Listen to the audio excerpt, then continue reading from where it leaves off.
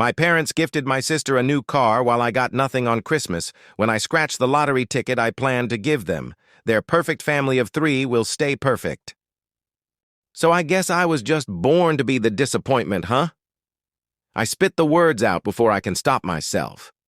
Don't start, Eli, my mother snaps. She's not even looking at me. She's checking the rearview camera of the shiny Lexus parked in the driveway. The one they just handed to my sister with a red bow on top. Start what? The conversation none of you ever want to have? It was a gift, not a crime, my dad mutters, arms folded, leaning against the porch post like he's done with this already. No, I say, voice rising. But forgetting your other kid on Christmas kind of feels like a statement. You always find a way to make things about you. Lila, my sister, rolls her eyes, jingling the new keychain with her name on it. God, you're exhausting. I laugh, not because it's funny, because it's always the same. You know what's exhausting? Showing up year after year like it's gonna be different. Like maybe this time you'll remember I exist. Who I am. My name is Elijah Grant. I'm T4. Old enough to know better, old enough to stop hoping for things that never come. I work 2 jobs, night shift warehouse and Uber on weekends. Still live in my cousin's basement. No one asks me how I'm doing. They just assume I'll be there, or they forget Today was supposed to be different. I came with a gift, a scratch-off ticket I bought on a whim, meant as a joke. Thought I'd stick it in the Christmas card. I didn't expect it to be worth something.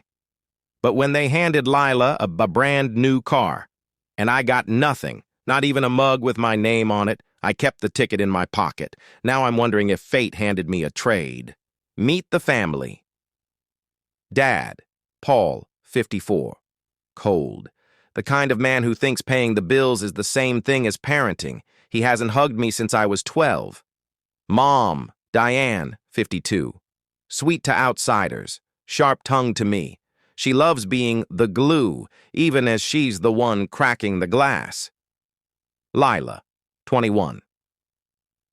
Golden child, honor student, social media darling. Always gets the second chance, always just made a mistake. She crashed her last car. They blamed the weather.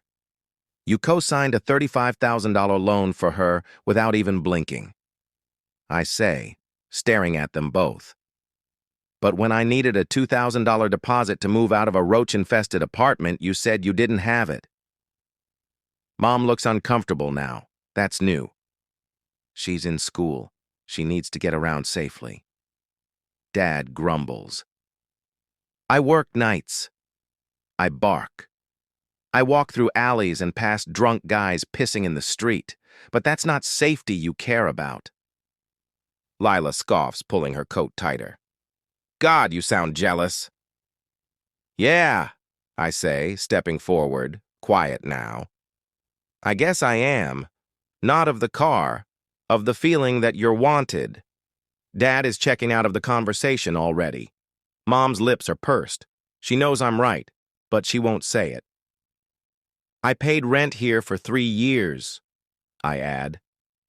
Lila never did. She just cried when she didn't get into Stanford. And what did you do? Silence. You took her to Disneyland. I feel something snap in my chest. Not anger, not rage, clarity. They don't hate me. They just love her more. They never bring up the fire. It happened when I was 17. The dryer caught. Lila was home alone. I was out with friends, but came back early because she'd texted me, scared about a noise outside. I put the flames out, used my shirt, burned my palm so bad I couldn't play piano at the senior recital. They told the insurance it was faulty wiring, never told anyone about what I did. They took the money, remodeled the kitchen, and sent Lila to Europe that summer.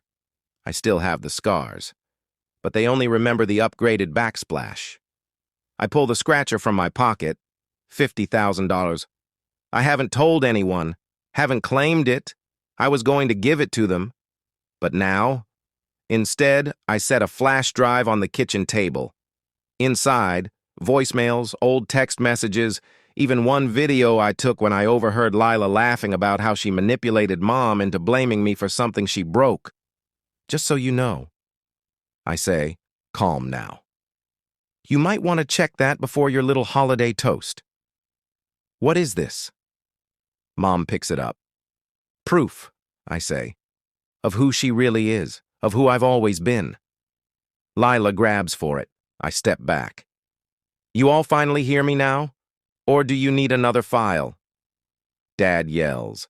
Mom cries. Lila goes pale. No one comes after me when I walk out. They're too busy watching the world tilt.